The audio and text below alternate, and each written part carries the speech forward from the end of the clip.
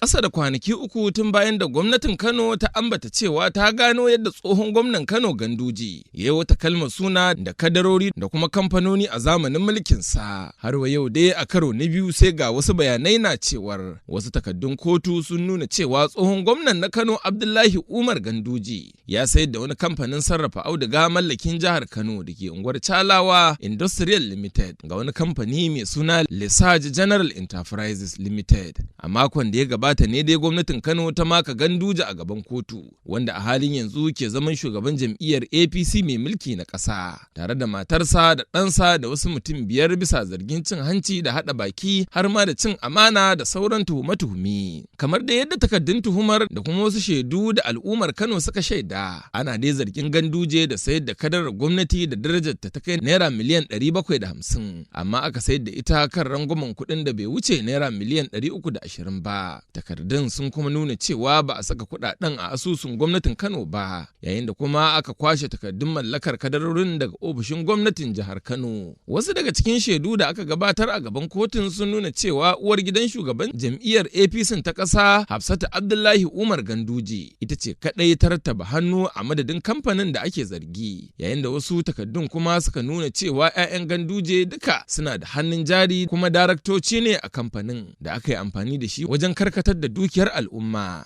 Kamfanin dai wanda ke da lambar gwamnati ta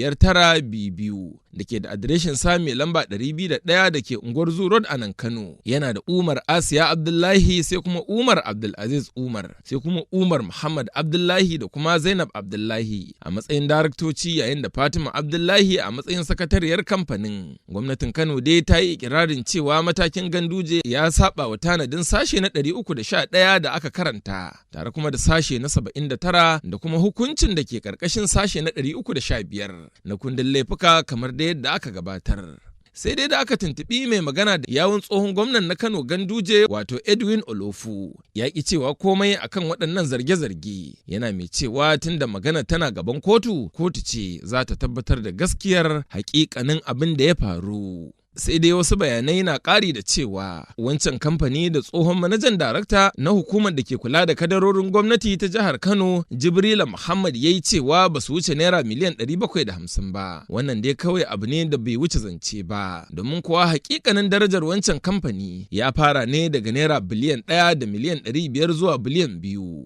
A nan kuma jagoran 'yan uwa musulmi a jihar Kaduna da aka fi sani da 'yan Shi'a, ƙarƙashin jagorancin Sheikh Ibrahim El-Zazzaki, Malam Aliyu Umar Tirmizi ya shaida wa manema labarai cewa 'yan sanda sun far musu tare da buɗe musu wuta ba tare da wani dalili ba, a inda suka hallaka musu mutum 5 da jikkata mutum 25 a lokacin da suke gudanar da tattakin nuna goyon baya ga Falasɗinawa jiya Juma'a a jihar ta Kaduna. Ya ce muna cikin tattaki lami lafiya sai kawai ji muka yi an fara harbe-harbe a bayanmu, hakan ya sa muka yi addu'a muka ce kowa ya tafi gida. Ai kuwa kawai sai 'yan sanda suka ƙara buɗe wuta a inda suka shahadantar da mutum 5 da jikkata 25 a kalaman Tirmizi. Mabiya Sheikh Ibrahim Zazzaki dai sun gudanar da wannan tattaki ne domin nuna goyon baya ga al'ummar Falasɗinawa a duk Juma'ar ƙarshen watan Ramadana. Malam Tirmizi ya kuma ce a Zaria ma dai 'yan sanda sun harbe mutum